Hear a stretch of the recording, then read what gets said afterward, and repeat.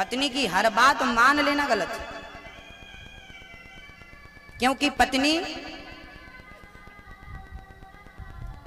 सिर्फ अपना भला सोचेगी, जबकि आपको आपके परिवार का भला सोचना है। आपके पिता का भला सोचना है, आपकी माँ का भला सोचना है, आपका छोटा भाई है तो उसका भला भी आपको ही सोचना है। जबकि पत्नी सिर्फ अपने भले की बात करती है। सुनो जी, इतना कमाते हो, क्या जरूरत है मम्मी को सब देने की, हमको भी दिया करो थोड़ा, यहाँ लाया करो, सब मम्मी को देते हो, सब पापा को दे दो, हमको दिया अलग रखो। ये पत्नी अलग अलग रखने की, अलग अलग करने की ऐसा बीज बो देती है कि वो बीज वो अंकुरित होने लगता है, फिर वो बाधा बनता है, फिर वो झगड़े का रूप लेता है। थोड़ा ध्यान देना, ये माताएं मन में बहुत गालियां दे रही होंगी हमें, लेकिन 100 में से 90% ये बात सच है। स्त्री स्वार्थ में आ जाती है। यदि स्त्री चाहे तो अपने घर को ऐसे प्यार के बंधन में बांध कर रखे कि घर परिवार को कभी बिखरने ही ना दे, टूटने ही ना दे। ये चाहे तो जिंदगी भर बांध कर रख सकती है और ये चाहे तो चुटकी में तोड़ सकती है। ऐसे आपका परिवार पापड़ की तरह है, जिसे आप देखना पसंद करते हैं पर तोड़ना पसंद नहीं करते।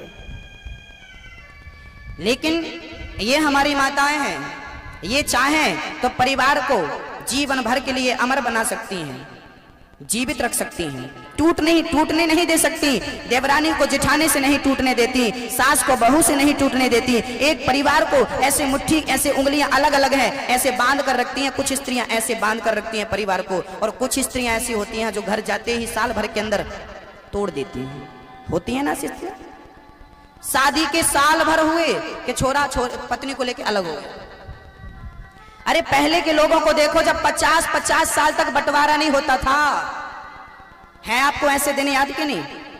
पहले भाई भाई का बंटवारा 30 साल हो गए शादी के, दो एक ही घर में 4-4 भाइयों का इकट्ठा चूल्हा जल रहा है। ऐसे परिवार भी मैंने देखे हैं। ये हमारे अग्रवाल परिवार में अभी ऐसा है। 4 भाइयों का इकट्ठा, बच्चे बड़े बड़े हो गए, नाती बड़े बड़े हो गए, लेकिन अभी एक चूल्हा है। ये संस्कार है, ये भारत की परंपरा है। राम लक्ष्मण भरत शत्रुघ्न 4 भाई थे। आपने कभी सुना कि ये आपस में पैसे के लिए, धन के लिए, प्रॉपर्टी के लिए लड़ते थे? नहीं। लेकिन आज का भाई क्यों लड़ता है? क्यों लड़ता है? मेरी माँ, बुरा बिल्कुल मत मानना, इसमें आपका भी भला छिपा हुआ है। आपकी एकता है, एकता। अपने घर को टूटने मत दीजिए, एक सूत्र में बांध के रखिए। ठीक है, सास बुरी है, जेठानी बुरी है, कोई बात नहीं, चुप रहिए। महाराज जी, हमारी सास अच्छी नहीं इसलिए हमको अलग होना पड़ा। हाँ, हमें पता है कि सारी सासें अच्छी नहीं होती, ठीक है, आपकी बात माना, लेकिन इसका यह समाधान नहीं है कि हम अलग हो जाएं, एक ही रहें। ठीक है, हम ये नहीं कहते कि अलग मत होइए, ठीक है, चूल्हा अलग कर लो, रोटी अलग कर लो, चूल्हा अलग कर लो, चारों अलग अलग घर में रहने लगो, लेकिन चारों अलग होते हुए भी चूल्हे अलग होने चाहिए, रोटी अलग होना चाहिए, पर मन अलग नहीं होना चाहिए, मन एक होना चाहिए। ठीक है, आपकी यदि मजबूरी है तो कोई बात नहीं, चूल्हा अपना अलग रख लो, रोटी अपनी अलग करो, लेकिन दिल एक होना चाहिए।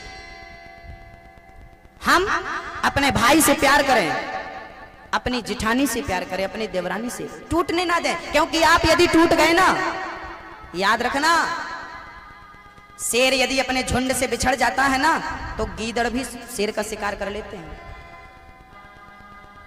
मार डालते हैं उसे। और शेर झुंड में रहता है तो हाथी का भी शिकार कर लेता है। याद रखना, शेर अकेला कभी हाथी का शिकार नहीं करता। शेर जब जब हाथी का शिकार करता है तो झुंड के साथ करता है, एकता के साथ करता है। यदि शेर में एकता है तो वो हाथी का शिकार कर लेता है, और यदि अकेला फंस जाए तो गीदड़ भी उसको मार करके खा जाते हैं। यदि आपका परिवार एक है, अखंड है, तो बड़े बड़े संकटों से आप यूं ही निपट लेंगे, और यदि बिखर जाएंगे तो थोड़े से दुख में भी, थोड़े से संकट में भी आप खत्म हो जाएंगे, आपका अस्तित्व खतरे में पड़ जाएगा। समझ रहे हैं? एक कुंडली के नाम का लड़का था, पत्नी से बहुत प्यार करता था। अब पत्नी ने कान भर दिए, सुनो जी तुम्हारी मम्मी ने तो हमें कुछ गहने वहने दिए ही नहीं। कुंडली बोला नाना मेरी माँ के पास कुछ है ही नहीं। नहीं नहीं मैंने तो देखा, शादी में तो सासू माँ ने इतना सारा जेवर पहन रखा था, उसके बाद तो कभी मिले ही नहीं। अब पत्नी ने पति को ऐसे भड़काया, ऐसी पट्टी पढ़ाई, ऐसी पट्टी पढ़ाई कि उसको भी अपनी पत्नी की बात सच लगने लगी। एक दिन माता पिता ने कहा अपने पुत्र से, बेटा हम काशी जा रहे हैं तीर्थ यात्रा में, अब तुम बेटा बहू रहना, सुखी रहना, बहुत प्यार करना लाड़ी से, बहुत प्यार करना अपनी पत्नी से और सुखी रहना बेटा। अब हम लोग काशी जा रहे हैं, फिर वहां से बद्रीनाथ निकल जाएंगे, अब हम कभी लौटेंगे नहीं, जा रहे हैं। बहू बोली सुनो जी जाने लगे अभी तो कुछ दिया नहीं, ऐसा तो नहीं कि ये झोले में भर के ले जाएं किसी और को दे दें। एक काम करो पापा जी से कहो, माँ जी से कहो कि हम भी चल रहे हैं आपके साथ काशी तक, वहां फिर झोला चेक कर लेंगे इनके झोले में क्या रखा, मौका मिलती। हाँ पत्नी ने कान भर दिए, पट्टी भर दी, पट्टी पढ़ा दी। हाँ चलो लो भैया। छोरा बोला पिताजी मैं भी आपके साथ चलूंगा काशी। पिताजी बड़े खुश हो गए, चलो सेवा करने वाला साथ में रहेगा, मस्ती से चलेंगे। लो भैया माता पिता काशी पहुंचे, ये बहू भी साथ में लगी है, बार बार झोला देख रही है क्या इसके भीतर, क्या बार बार सासू माँ का झोला देख रही है ना। बहुओं की आदत होती है, सासू माँ कहाँ क्या रख रही है, वो अपने कमरे में छेद कर लेती है, वहीं से देखती रहती है।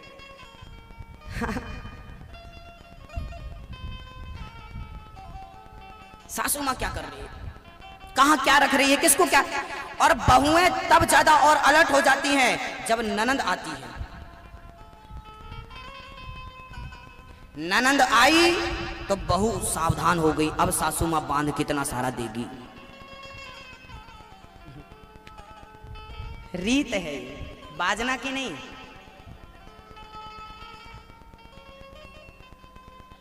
बुरा ना मानो ननंद आई है।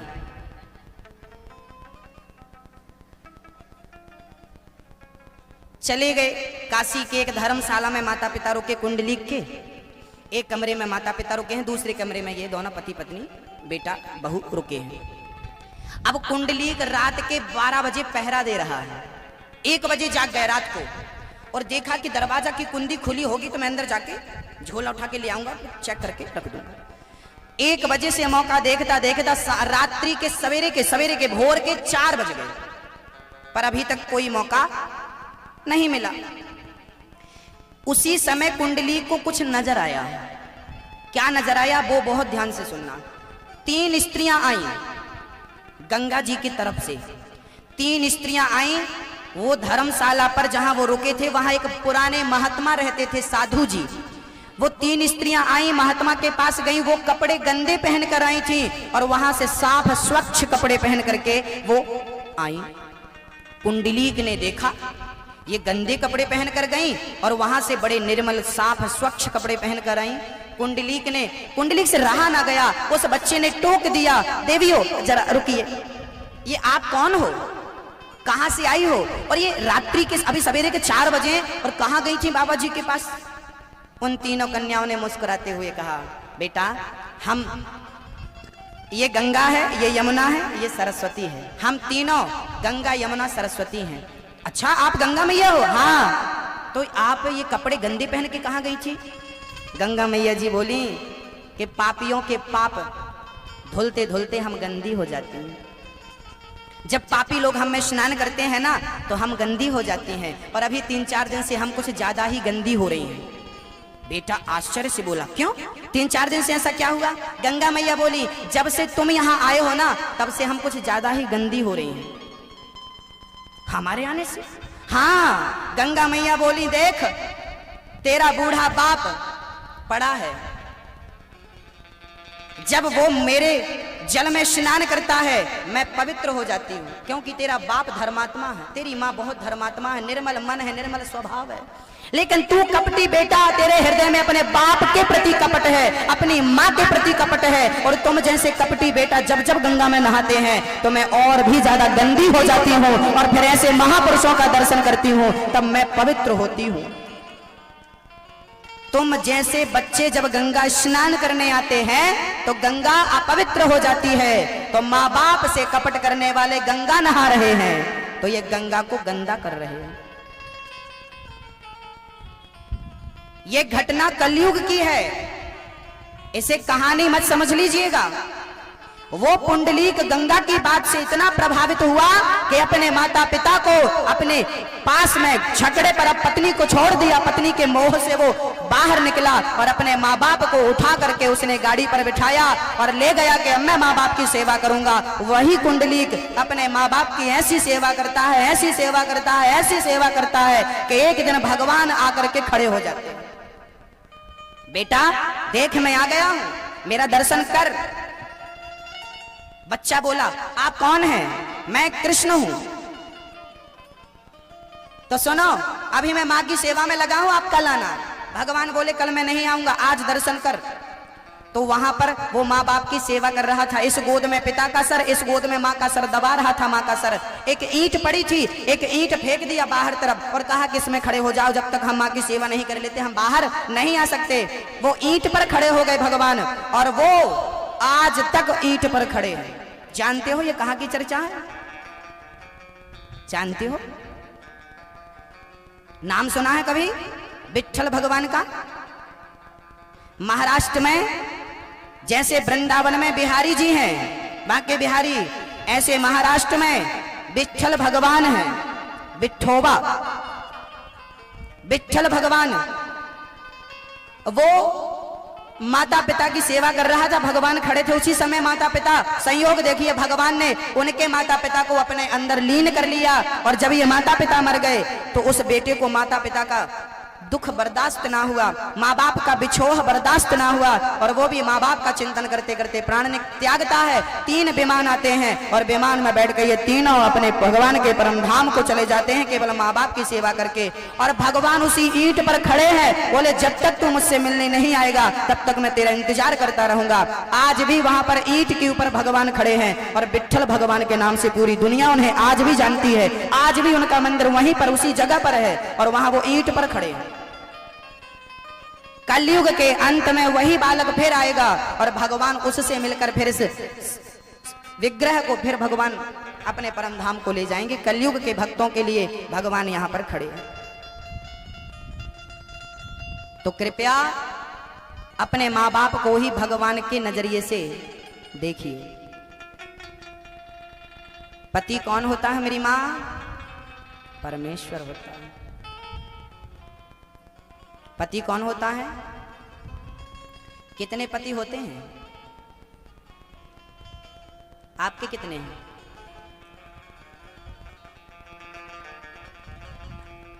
कितने हैं आप लोगों के? एक, ओनली वन। एक पति जिनका है वो हाथ उठा सकते हैं। उठाओ।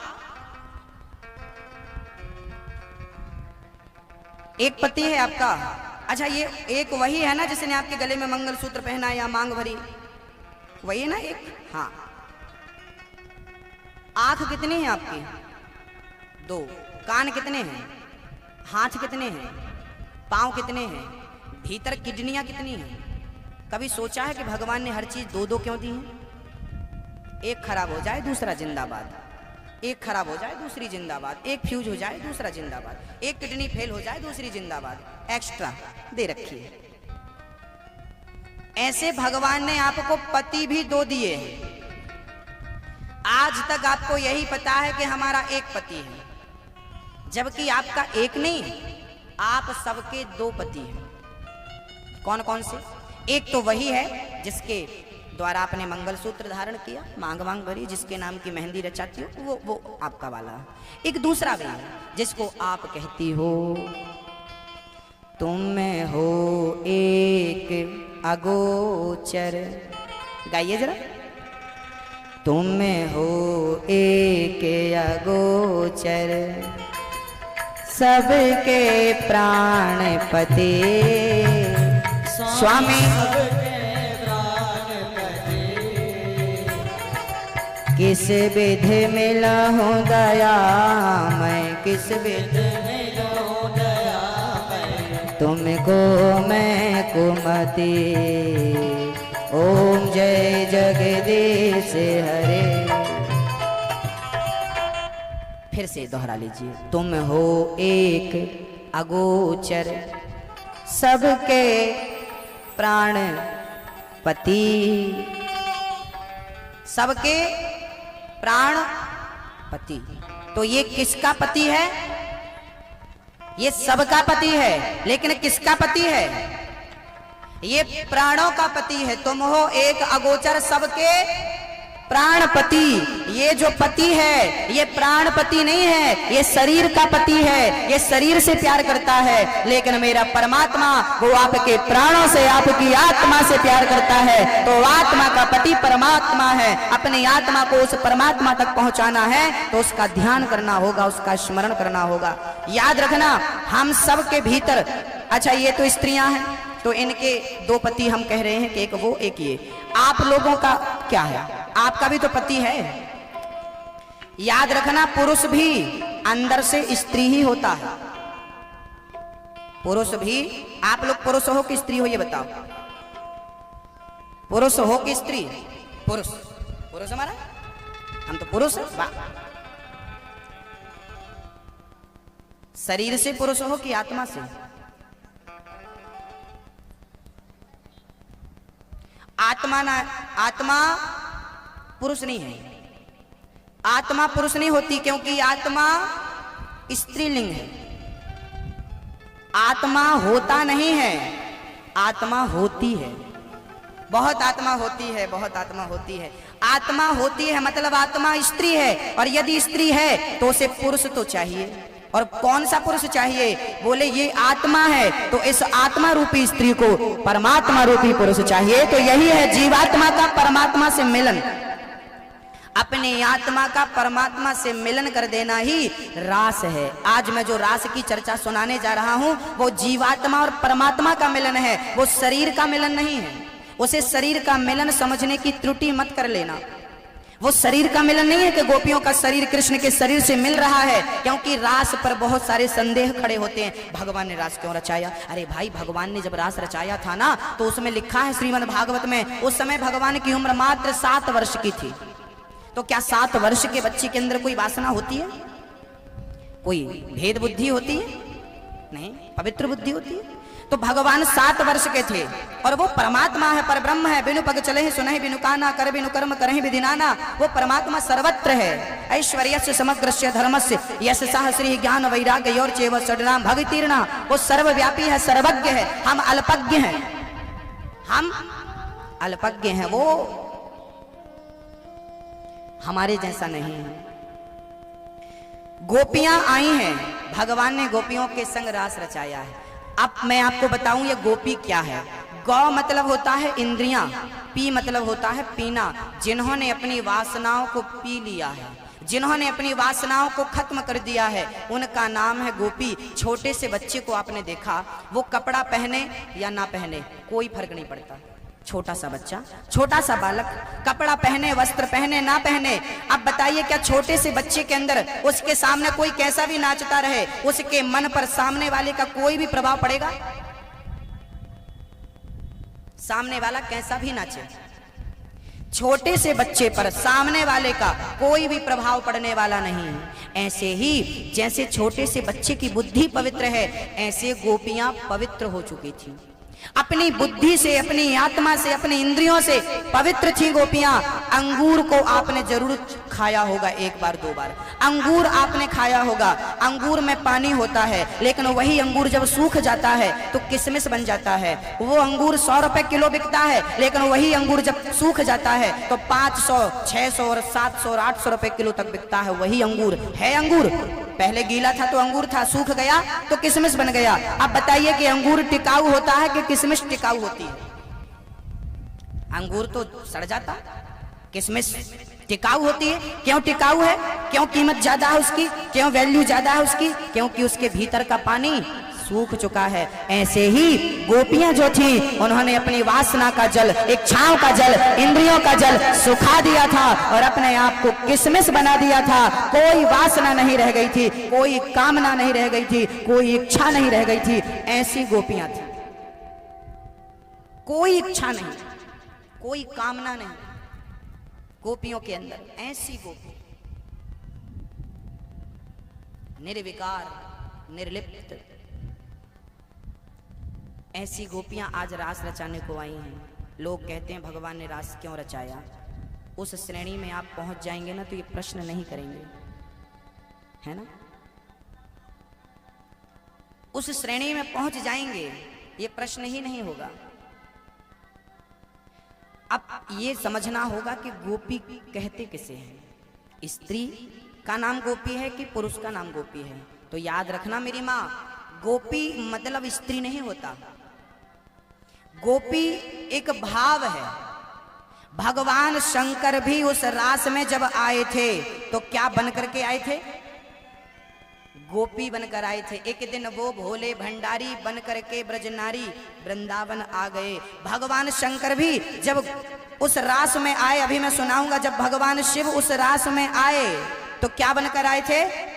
गोपी बन। आज भी वृंदावन में शंकर जी का श्रृंगार गोपी के रूप में होता है। गोपेश्वर महादेव आज भी विद्यमान है, भगवान शिव श्रीधाम वृंदावन में।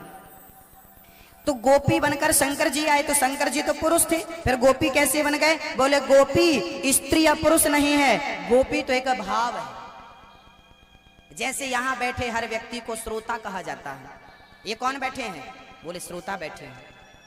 अब श्रोता में सबका संबोधन हो गया, स्त्री का, पुरुष का, बेटा का, बेटी का। ये छोड़िए कि श्रोता भी थे और श्रोतियां भी थी। श्रोतियां मतलब स्त्रियों को अलग से थोड़ी संबोधित किया जाएगा। श्रोता में सब आ गए। जैसे श्रोता कहने से सबको संबोधित हमने कर दिया, ऐसे ही गोपियां कह दिया तो गोपियों में स्त्री, पुरुष, बच्चा, बच्ची, मतलब जो भगवान के परम भक्त थे सब उस गोपी में शामिल होकर के भगवान के संग रास रचा रहे हैं। केवल स्त्री नहीं, वहां पुरुष भी थे स्त्री के रूप में, उस भाव में थे। क्योंकि प्रेम का नाम गोपी है, भाव का नाम गोपी है, स्त्री का नाम गोपी नहीं। रास रचाते हैं भगवान गोपियों के संग, बहुत प्रेम से रास रचाया भगवान ने। गोपियों को स्वीकार कर लिया भगवान ने। गोपियां कहते हैं आप हमारे पति हो, संसार का पति तस्वीर की तरह है, साक्षात पति तो आप हो, हम आपको छोड़कर कहां जाएं। गोपियों के संग भगवान ने रास रचाया। गोपियों को अभिमान आ गया, मैं बड़ी सुंदर हूं, बड़ी सुंदर हूं, देखो भगवान मेरे संग नाच रहे हैं। कभी कभी हमें अपनी उपलब्धियों का अभिमान आ जाता है। क्यों आता है? क्योंकि हम ये मान बैठते हैं कि इस उपलब्धि के जिम्मेदार। जैसे गाड़ी बैल चला रहे थे लेकिन कुत्ता अभिमान बस कह रहा था हम चला रहे हैं, ऐसे ही सबकी गाड़ी, जिंदगी की गाड़ी परमात्मा चलाता है। हम अभिमान बस कहते हैं उस कुत्ते की तरह के हम कर रहे हैं, हम चला रहे हैं, हमने ये किया, हमने वो किया। अरे एक सज्जन तो कह रहे थे कि हमने अपनी बेटियों का, अपनी बहनों का विवाह किया, 4-4 बेटियों का और 4-4 बहनों का विवाह किया। अरे आप नहीं करते तो क्या आपकी बेटियां और आपकी बहनें अभी तक कुंवारी बैठी रहती? कहिए। आप कुछ ना करते अपने घर में तो क्या आपके घर के लोग भूखे मर जाते अभी तक?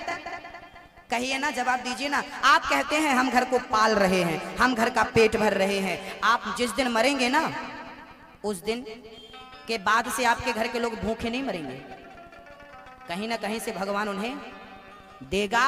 इसका अर्थ है कि यदि हम पालन करते हैं, यदि हम खिलाते हैं तो 2 लोगों को रोटी खिला सकते हैं, 4 लोगों को रोटी खिला सकते हैं, लेकिन पूरी सृष्टि को चींटी से लेके हाथी तक को खिलाने वाला तो ईश्वर है ना, परमात्मा है ना। इसलिए अपने आप को कर्ता मत समझिएगा, मैं कर रहा हूं ना।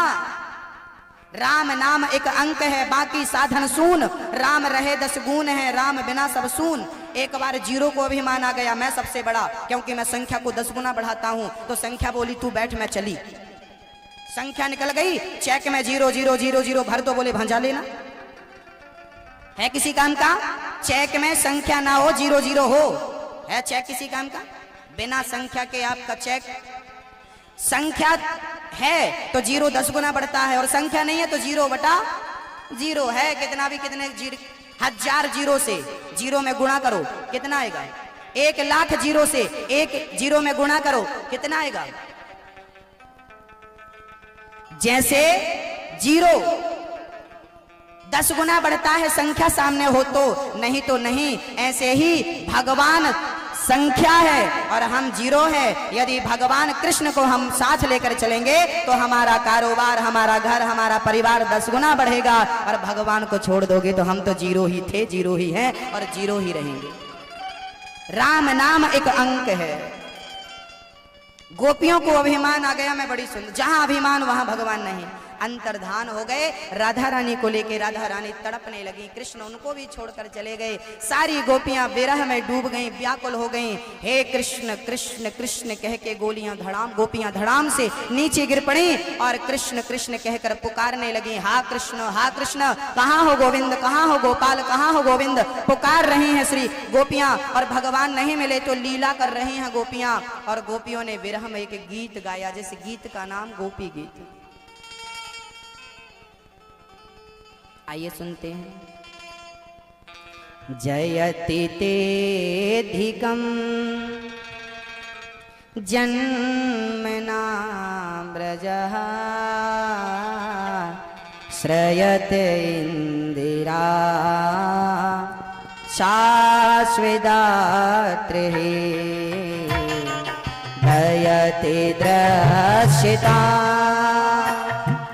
देक्षुता विकास त्वयि धृता सेवास त्वां विजेन्वते शरदोदासये साधुजाति सत् सरसि जोदिरा मुषाद्रसा सूरत नाथ ते शुल्क दासिका वरद निघ्न तो नेह के बधा बेश जलापया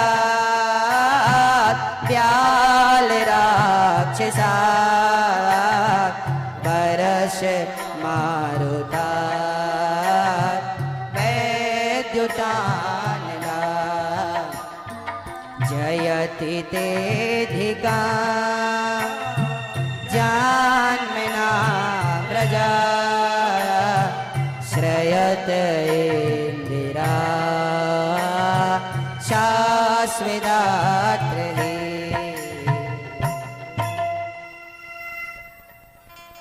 गोपियां कह रही हैं, श्याम सुंदर जब से आपका जन्म इस ब्रज में हुआ है तब से आपकी महिमा और बढ़ गई है। श्याम सुंदर हमें छोड़कर मत जाइए, एक बार दर्शन देकर हमें कृतार्थ कर दो। गोपियां रो रही हैं। जानते हो भगवान को पाने के लिए क्या करना पड़ता है? क्या करना पड़ता है?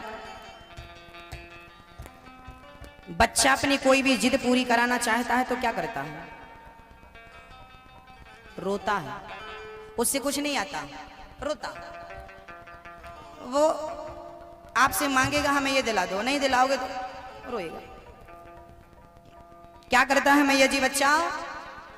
भैया जी क्या करता है बच्चा? रोता है। जरा अपने दिल में हाथ रखकर हमें ये बताओ कि आज तक आप में से कितने लोग हैं जो भगवान को पाने के लिए रोते हैं? ईश्वर को पाने के लिए रोते हैं। यदि रोते हैं तो मैं आपको नमस्कार करता हूं, और नहीं रोते तो कृपया रोइए, क्योंकि भगवान पूजा पाठ से मिलता है कि नहीं मुझे नहीं पता। मैं जब हंस करके कहता हूँ ना पापा ये दिला दो, पिताजी ये दिला दो, नहीं दिलाते, और जब रो करके कहता हूँ तो जल्दी दिलाते हैं। रो करके बुलाओगे बहुत जल्दी सुन लेगा। इसलिए भगवान के लिए पुकारना हो, बुलाना हो तो रो करके, लेकिन इस रोने में भी सच्चाई हो। अच्छा आप लोग रोती हो कि नहीं मैया जी? बेटा नहीं है तो रो रहे हैं, काम धंधा अच्छा नहीं चला महाराज, बहुत रो रहे। बात बात में हमारी माताएं रोती हैं, ये तो और जल्दी पालेंगी इस तरीके से भगवान को। लेकिन ये रोती गलत जगह है। ये रोती कहाँ है? परिवार के लिए, संसार के लिए, वस्तु के लिए। जिस दिन ये आंसू ईश्वर के लिए, देखो हम साइकिल चला रहे हैं, साइकिल चला रहे हैं, सीधी यदि जाने देंगे तो राजस्थान चली जाएगी साइकिल, थोड़ा सा टर्न कर देंगे तो मध्य प्रदेश में ही रहेगी। सही है? पैडल बराबर चलाओ, थोड़ा सा टर्न ही तो करना है। थोड़ा सा टर्न किया तो बाजना आ गए, थोड़ा सा टर्न कर दिया होता तो हाँ पाटन आ जाता। कौन सा गांव? हाँ रतलाम सही। टर्न ही तो किया, सीधा जाने देते तो फलाना गांव, थोड़ा सा टर्न कर दिया। ऐसे ही जैसे साइकिल को हल्का सा टर्न किया तो दूसरी जगह पहुंच गई, ऐसे ही आप रोइए, लेकिन परिवार के लिए रोते हो, संसार के लिए रोते हो। जिस जगह पर वहां पर संसार को आपने बिठाया है, उसी जगह पर भगवान श्री कृष्ण को बिठाइए और उसके लिए रोइए। थोड़ा सा टर्न कर दीजिए, फिर आपका रोना सफल है। हे कन्हैया, जिंदगी बीत गई, अभी तक तेरे दर्शन नहीं हुए, इसलिए रोइए। और जिस दिन भगवान के लिए 2 आंसू बहाएंगे ना, वो आंसू मोती बन जाएंगे। आप लोग भी रोया करिए और रो करके भगवान को पुकारा करिए, सच्चे हृदय से भगवान के लिए रोइए। और उन्हें रो रो करके, जैसी गोपियों ने पुकारा, गोपियों के मध्य में भगवान प्रकट हो गए। बोलिए कृष्ण कन्हैया लाल की। साक्षात् मन्मथ मन्मथ इति गोप्यः प्रगायन्त्यः प्रलपत्यश्च चित्रधा रुरुदुः सुस्वरम राजन। कृष्ण दर्शन लालसा, जैसे गोपियों के अंदर कृष्ण को देखने की लालसा भई, भगवान प्रकट हो गए।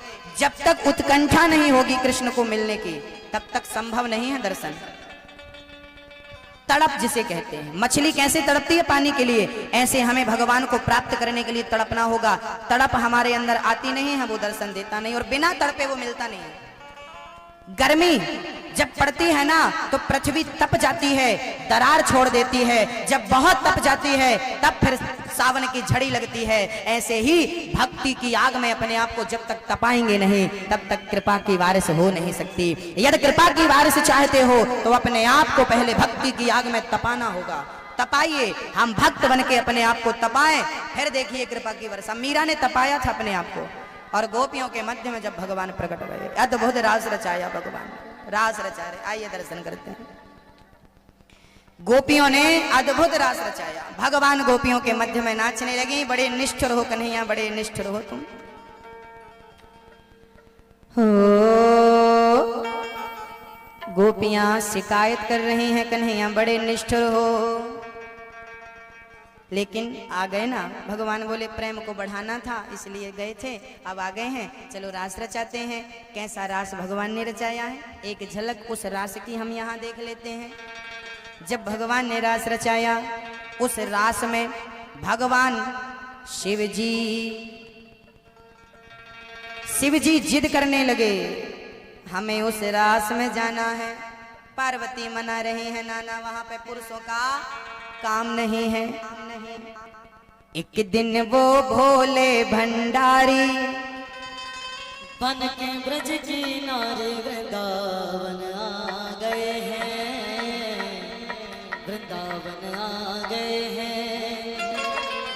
एक दिन वो भोले भंडारी बन के ब्रज किनारे वृंदावन आ गए हैं, वृंदावन आ गए हैं। पार्वती जी मना के हारे, ना माने त्रिपुरारी, वृंदावन आ गए हैं, वृंदावन